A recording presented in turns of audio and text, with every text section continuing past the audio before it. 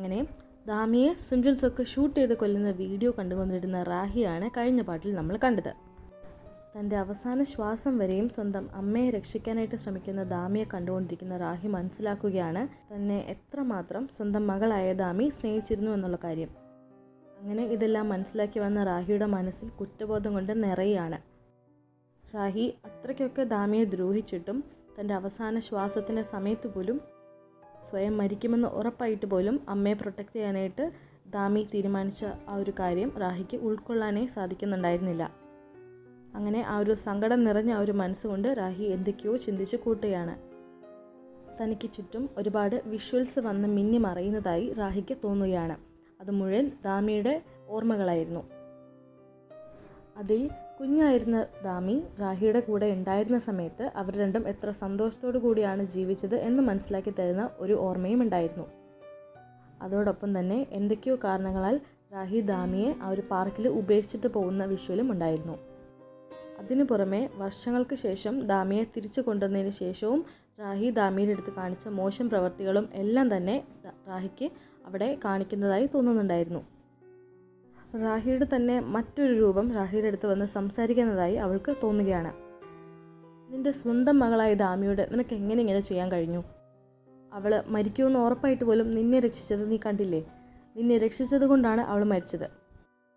സ്വന്തം മകളുടെ അടുത്ത് നീ ചെയ്തിരിക്കുന്നത് ഒരിക്കലും ഒരമ്മ ചെയ്യാൻ പാടില്ലാത്ത തെറ്റുകളാണ്. മിസ്സസ് ലീയും പങ്ങിയും ഒക്കെ നിന്നെക്കാൾ ഒരുപാട് വ്യത്യാസപ്പെട്ടവരാണ്. ദാമിയാണെങ്കിലും ഹന്യാണെങ്കിലും രണ്ടുപേരും അവരുടെ സ്വന്തം മക്കളായിരുന്നില്ല. എങ്കിലും അവർ എന്തുമാത്രം സ്നേഹം കൊടുത്തിട്ടാണ് അവരെ വളർത്തിയത്. അതേസമയം നീ നിൻ്റെ സ്വന്തം മകളായി ദാമിയുടെ അടുത്ത് ചെയ്തതോ? ഈ കാരണമാണ് അവൾ മരിച്ചത്. നീ ഒരു കൊലപാതകിയാണ്, ഒരു മനുഷ്യനെ അല്ല നീ. അതുമാത്രമല്ല, നീ ജീവിക്കാനും അർഹയല്ല. അങ്ങനെ എല്ലാം കൊണ്ടും തകർന്നിരിക്കുന്ന റാഹി സ്വയം മരിക്കാനായിട്ട് തീരുമാനിക്കുകയാണ്. കെയെ പോലെ ഒരു മൃഗമായി ജീവിക്കാൻ റാഹി ആ നിമിഷം ആഗ്രഹിച്ചിരുന്നില്ല.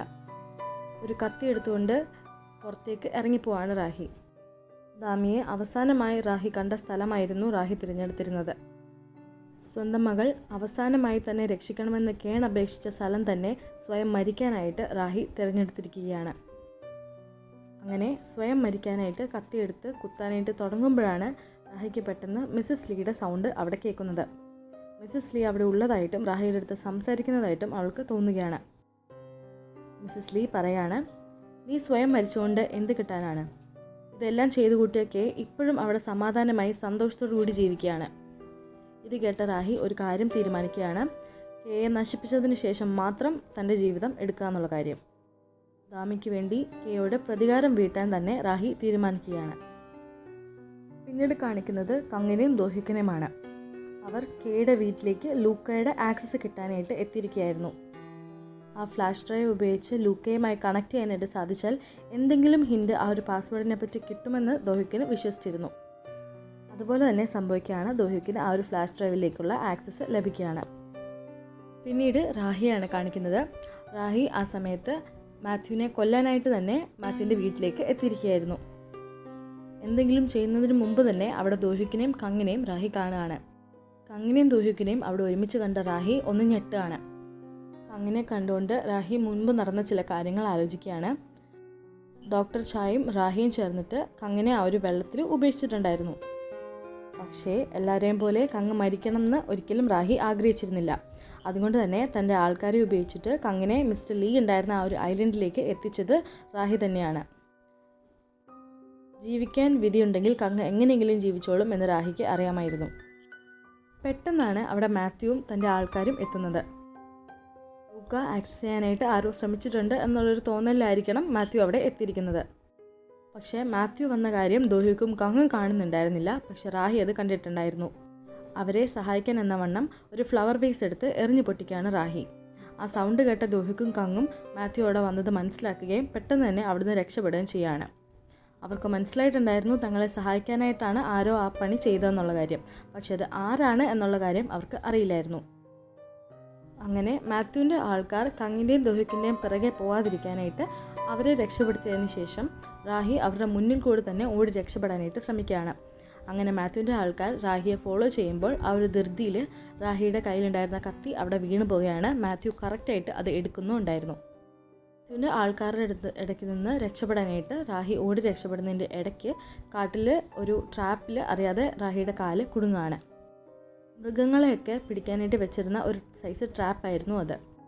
സഹിക്കാൻ പറ്റാത്ത വേദന കാലിൽ ഉണ്ടെന്നുണ്ടെങ്കിലും ആ ഒരു ട്രാപ്പ് കാലിൽ വെച്ചുകൊണ്ട് തന്നെ ആൾക്കാരുടെ അടുത്തുനിന്ന് രക്ഷപ്പെടാനായിട്ട് റാഹി അവിടെ നിന്ന് ഓടുകയാണ്. പിന്നീട് കാണിക്കുന്നത് ദോഹിക്കിനെയും കങ്ങനെയാണ്. ദോഹിക്കിന് ഇപ്പോൾ ആ ഒരു ഫ്ലാഷ് ഡ്രൈവ് ആക്സസ് ചെയ്യാനായിട്ട് സാധിക്കുന്നുണ്ടായിരുന്നു. അത് ആക്സസ് ചെയ്തിട്ട് ലൂക്കയുടെ സകല ഇൻഫർമേഷൻസും ദോഹിക്കിന് ലഭിക്കുകയാണ്. എന്നിട്ട് കങ്ങിൻ്റെ അടുത്ത് പറയാണ്, ഇതിലൂടെ നമുക്ക് മാത്യുവിൻ്റെ എല്ലാ അപ്ഡേറ്റ്സും അറിയാനായിട്ട് സാധിക്കും. ആ അപ്ഡേറ്റ്സിലൂടെ തന്നെ നമുക്ക് ലൂക്ക എങ്ങനെയാണ് വർക്ക് ചെയ്യുന്നത് എന്ന് മനസ്സിലാക്കാനും സാധിക്കും. അതേസമയം റാഹി കെയുടെ ആൾക്കാരുടെ അടുത്തുനിന്ന് രക്ഷപ്പെട്ടിട്ട് ആ ഒരു കാട്ടിൽ നിന്നും ഒരു ക്ലിനിക്കിൻ്റെ അടുത്തേക്ക് വരെ നടന്നെത്തുകയാണ്. ഇതിന് അകത്തേക്ക് കയറുന്നതിന് മുമ്പ് തന്നെ ഒരുപാട് ബ്ലഡ് ലോസ് ഉണ്ടായതുകൊണ്ട് തന്നെ റാഹി അവിടെ ബോധം കെട്ട് വീഴാണ്. മനസ്സിൽ റാഹി കുറച്ചും കൂടി സമയം ജീവിക്കാനായിട്ട് തരണമെന്ന് ദൈവത്തോട് പ്രാർത്ഥിക്കുകയാണ്. ആ സമയം എന്തിനാണെന്ന് വെച്ചാൽ കെയെ ഇല്ലാതാക്കാനായിരുന്നു. അങ്ങനെ ബോധം വന്ന റാഹി നോക്കുമ്പോൾ ആ ഒരു ക്ലിനിക്കിനുള്ളിൽ തന്നെയായിരുന്നു റാഹി. അവിടെ അടുത്ത് തന്നെ അവിടുത്തെ ഡോക്ടർ ഇരിപ്പുണ്ടായിരുന്നു. ഡോക്ടർ റാഹിയുടെ അടുത്ത് പറയാണ്, എത്രയും പെട്ടെന്ന് തന്നെ ഈ കാലിന് സർജറിയുടെ ആവശ്യമുണ്ട്. കാലിൽ ഇൻഫെക്ഷൻ ആയിരിക്കുകയാണ്. സർജറി ചെയ്തില്ല എന്നുണ്ടെങ്കിൽ കാല് തന്നെ നഷ്ടമാവാനായിട്ടുള്ള സാധ്യതയുണ്ട്. എത്രയും പെട്ടെന്ന് വലിയൊരു ഹോസ്പിറ്റലിലേക്ക് തന്നെ പോകാനായിട്ട് ഡോക്ടർ റാഹിയുടെ അടുത്ത് നിർദ്ദേശിക്കുകയാണ്. ആ ഒരു ക്ലിനിക്കിൽ അനസ്തേഷ്യയോ അല്ലാതെ അതിനുള്ള ഏതെങ്കിലും രീതിയിലുള്ള ഫെസിലിറ്റീസോ ഇല്ലാത്തത് കൊണ്ടാണ് ഡോക്ടർ അങ്ങനെ നിർദ്ദേശിച്ചത്. പക്ഷേ ആ ഒരു അവസ്ഥയിൽ റാഹി എവിടെ കയറി ചെന്നാലും മാത്യു അറിയും എന്നുള്ളൊരു കാര്യം കൊണ്ട് തന്നെ അത് വേണ്ട എന്ന് റാഹി വെക്കുകയാണ്. റാഹി ഡോക്ടറെ അടുത്ത് അനസ്തേഷ്യ ഇല്ലെങ്കിലും തൻ്റെ കാല് മുറിച്ച് മാറ്റിക്കൊള്ളാൻ പറയാണ്. സ്വയം ഒരു പണിഷ്മെൻ്റായിട്ട് റാഹി അത് ഏറ്റെടുക്കുകയായിരുന്നു. അങ്ങനെ റാഹി പറഞ്ഞതുപോലെ തന്നെ ഡോക്ടർ ചെയ്യുകയാണ്. കാല് മുറിച്ച് മാറ്റുന്ന ആ ഒരു വേദന അറിയാതിരിക്കാനായിട്ട് ദാമിയുടെ ഓർമ്മകളാണ് റാഹി ആ സമയം ആലോചിച്ചുകൊണ്ടിരുന്നത്. പിന്നീട് റാഹിയെ തന്നെയാണ് കാണിക്കുന്നത്. പക്ഷേ ആ സമയത്ത് റാഹിക്ക് ഒരു കാലുണ്ടായിരുന്നില്ല, പകരം ആർട്ടിഫിഷ്യൽ ലെഗായിരുന്നു ഉണ്ടായിരുന്നത്. അധികം ആൾതാമസമൊന്നും ഇല്ലാതിരുന്ന ഒരു സ്ഥലത്തായിരുന്നു റാഹി ആ സമയത്ത് ഉണ്ടായിരുന്നത്. അവിടെ നിന്നുകൊണ്ട് ക്രച്ചസ് ഉപയോഗിക്കാതെ എങ്ങനെ നടക്കാം എന്നുള്ളൊരു കാര്യം പ്രാക്ടീസ് ചെയ്യായിരുന്നു റാഹി. കാരണം തിരിച്ചു ചെന്ന് കഴിയുമ്പോൾ ഒരു സംശയവും ആർക്കും തോന്നാതിരിക്കാനായിരുന്നു അങ്ങനെ ചെയ്തത്. അവിടെ വെച്ച് റാഹി ഹന്നനെ കാണുകയാണ്.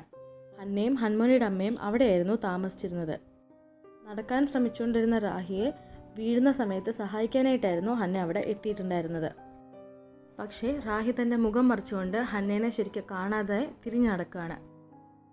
പിന്നീട് കാണിക്കുന്നത് കങ്ങിനെയും ദോഹിക്കിനെയുമാണ്. കോഡിങ്ങും ഹാക്കിങ്ങും ഒക്കെ ആയിട്ട് റിലേറ്റഡ് ആയിട്ടുള്ള ഒരുപാട് ബുക്കുകൾ കങ്ങ് ദോഹിക്കിനെ പഠിക്കാനായിട്ട് കൊണ്ട് കൊടുക്കുകയാണ്. കൂടാതെ ജിയയുടെ ചേച്ചിയായ മിഷേലിൻ്റെ അവസ്ഥ ഇപ്പോൾ മോശമാണെന്നും ദോഹിക്കിൻ്റെ അടുത്ത് കങ്ങ് പറയുന്നുണ്ട്. പിന്നീട് കാണിക്കുന്നത് മാത്യുവിനെയാണ്. റാഹി US പോയി എന്ന് തന്നെയായിരുന്നു മാത്യു വിശ്വസിച്ചിരുന്നത്. അവിടേക്ക് പോയതിന് ശേഷം ഒരു കോണ്ടാക്റ്റും ഇല്ലാത്തത് കാരണം മാത്യുവിന് ചെറിയ ടെൻഷനൊക്കെ ഉണ്ടായിരുന്നു. എത്രയും പെട്ടെന്ന് കൊറിയയിലേക്ക് തിരിച്ചു വാ, അല്ലെങ്കിൽ ഞാൻ US വരും എന്ന് മെസ്സേജ് ഇടുകയാണ് മാത്യു. പിന്നീട് കാണിക്കുന്നത് മിഷേലിനെ ആയിരുന്നു. ജിയയ്ക്ക് എന്താണ് സംഭവിച്ചത് എന്ന് വ്യക്തമായി അറിയാമെങ്കിലും അവൾക്ക് വേണ്ടി ഒന്നും ചെയ്യാൻ സാധിക്കാത്തതിൻ്റെ ഡിപ്രഷനിലായിരുന്നു മിഷേൽ. അങ്ങനെ മൊത്തത്തിൽ തകർന്നിരിക്കുന്ന മിഷേൽ ആത്മഹത്യ ചെയ്യാനായിട്ട് ഒരു ബിൽഡിങ്ങിൻ്റെ മുകളിൽ നിന്ന് ചാടുകയാണ്. പക്ഷെ കൃത്യസമയത്ത് ദോഹ്യുക്ക് അവിടെ എത്തി മിഷേലിനെ രക്ഷിക്കുന്നുമുണ്ട്. ഈ ഒരു സമയത്ത് മരിക്കാൻ ശ്രമിക്കുകയല്ലെന്നും തോൽവി സമ്മതിക്കാതെ ആ ഒരു സിനിമ പുനരാരംഭിക്കണമെന്നും പിന്നീട് തനിക്ക് ഉപകാരപ്പെടും എന്ന് ദോഹ്യുക്ക് പറയാണ്. പിന്നീട് മാത്യുവിനെയാണ് കാണിക്കുന്നത്. മാത്യു നാം പറഞ്ഞ് അറിയുകയാണ്, അതായത് റാഹി കൊറിയയിലേക്ക് തിരിച്ചു വന്നു, ഇപ്പോൾ ഡോക്ടർ ചായയുടെ അടുത്തുണ്ട് എന്നുള്ള കാര്യം. പിന്നെ റാഹിയെ കാണാനായിട്ട് മാത്യു ഡോക്ടർ ചായയുടെ വീട്ടിലേക്ക് ചെല്ലുകയാണ്. റാഹിയെ കണ്ട ഉടനെ തന്നെ എന്തുകൊണ്ടാണ് തനിക്ക് കോൺടാക്ട് ചെയ്യാനായിട്ട് സാധിക്കാതിരുന്നത് എന്ന് മാത്യു റാഹിയുടെ അടുത്ത് അന്വേഷിക്കുകയാണ്. റാഹി അതിനെ എന്തൊക്കെയോ ന്യായങ്ങൾ പറഞ്ഞ് ഒഴിയുകയാണ്. മാത്യു ആ സമയത്ത് ആലോചിക്കുകയാണ്, തൻ്റെ ആൾക്കാർ മാത്യുവിൻ്റെ അടുത്ത് വന്ന് പറഞ്ഞിട്ടുണ്ടായിരുന്നു ആ ഒരു വീട്ടിൽ നിന്ന് ഓടിപ്പോയ ആളുടെ കാലിന് നല്ല രീതിയിൽ പരിക്കേറ്റിട്ടുണ്ടായിരുന്നു. ആ ആൾ റാഹിയാണോ എന്നുള്ളൊരു കാര്യം മാത്യുവിന് സംശയവും ഉണ്ടായിരുന്നു. അതുകൊണ്ട് തന്നെ അതൊന്ന് ടെസ്റ്റ് ചെയ്യാനായിട്ട് ഒരു കപ്പ് ചായ എടുത്തുകൊണ്ട് വരാനായിട്ട് റാഹിയുടെ അടുത്ത് മാത്യു പറയുകയാണ്. പക്ഷേ തനിക്ക് യാത്രാ ക്ഷീണമുണ്ടെന്ന് പറഞ്ഞ് ഡോക്ടർ ചായ അതിനായിട്ട് പറഞ്ഞു വിടുകയാണ് റാഹി. അങ്ങനെ മുഖവരയൊന്നുമില്ലാതെ ഡയറക്റ്റായിട്ട് തന്നെ മാത്യു റാഹിയുടെ അടുത്ത് ചോദിക്കുകയാണ്, US പോകുന്നതിന് മുമ്പ് എപ്പോഴെങ്കിലും തൻ്റെ വീട്ടിലേക്ക് വന്നിട്ടുണ്ടായിരുന്നു എന്നുള്ള കാര്യം. അതിന് ഇല്ല എന്നായിരുന്നു റാഹിയുടെ മറുപടി. എങ്കിലും അതിൽ കൺവിൻസ് ആവാത്ത മാത്യു നിൻ്റെ കാലൊന്ന് കാണിക്കണം എന്ന് പറയുകയാണ് റാഹിയുടെ അടുത്ത്.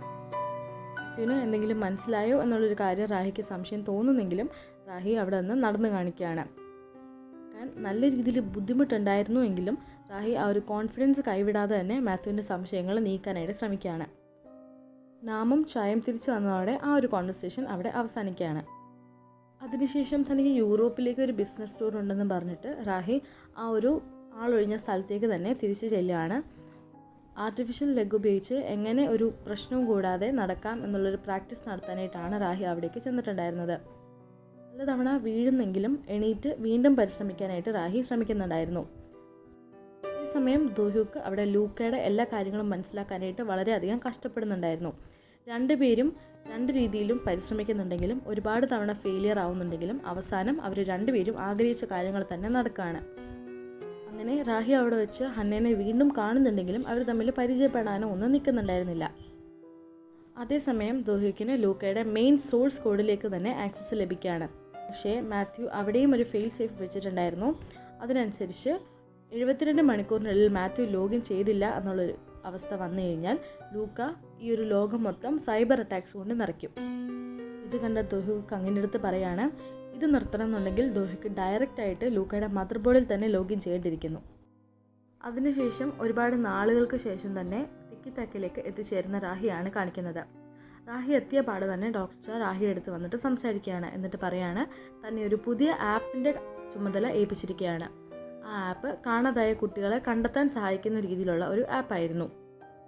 പിന്നീട് മാത്യുവിനെയും റാഹിയെയും ഒരുമിച്ച് കാണാനായിട്ട് വന്ന മിഷേലിനെയാണ് കാണിക്കുന്നത്. മിഷേൽ പറയാണ്, സിനിമയുടെ ചിത്രീകരണം ഏകദേശം പൂർത്തിയായിട്ടുണ്ട്. അതുമാത്രമല്ല അതിനുശേഷം ഒരു ഡോക്യുമെൻ്ററി ചിത്രീകരിക്കാനും കൂടി മിഷേൽ ആഗ്രഹിക്കുന്നുണ്ട്. ആ ഒരു ഡോക്യുമെൻ്ററിയിൽ ദാമിയുടെ ശരിക്കുള്ള അച്ഛനെയും ഫീച്ചർ ചെയ്യണമെന്നാണ് മിഷേലിൻ്റെ ആഗ്രഹം എന്ന് മാത്യുവിൻ്റെ അടുത്ത് പറയാണ്. പക്ഷേ മാത്യുവിന് ഈ ഒരു കാര്യത്തിൽ ഒട്ടും തന്നെ ആഗ്രഹം ഉണ്ടായിരുന്നില്ല. എങ്കിലും റാഹി മാത്യുവിന് വേണ്ടി ഇത് സമ്മതിക്കുകയാണ്. മിഷേൽ ദോഹ്യൂക്കിൻ്റെ അടുത്ത് സംസാരിക്കുന്ന ആ ഒരു ഫോൺ കോൾ റാഹി മാറി നിന്ന് കേട്ടിട്ടുണ്ടായിരുന്നു. അങ്ങനെ അവർ രണ്ടുപേരും ഒന്നിച്ചാണെന്നും മാത്യുവിനിട്ട് പണി കൊടുക്കാനായിട്ടാണ് ഈ ഒരു പരിപാടി എന്ന് മനസ്സിലാക്കിയ റാഹി അവരെ സഹായിക്കാനായിട്ട് തന്നെയാണ് ഈ ഒരു ഓക്കെ പറഞ്ഞത്. പക്ഷേ മാത്യുവിന് യാതൊരു സംശയവും തോന്നാതിരിക്കാനായിട്ട് ഒരു കണ്ടീഷൻ വെച്ചിട്ടായിരുന്നു റാഹി അതിനെ സമ്മതിച്ചിട്ടുണ്ടായിരുന്നത്. അതായത് അവരുടെ പുതിയ ആപ്പിനെ പ്രൊമോഷൻ രീതിയിൽ ആ ഒരു ഡോക്യുമെൻ്ററി ചിത്രീകരിക്കണം എന്നായിരുന്നു റാഹിയുടെ കണ്ടീഷൻ.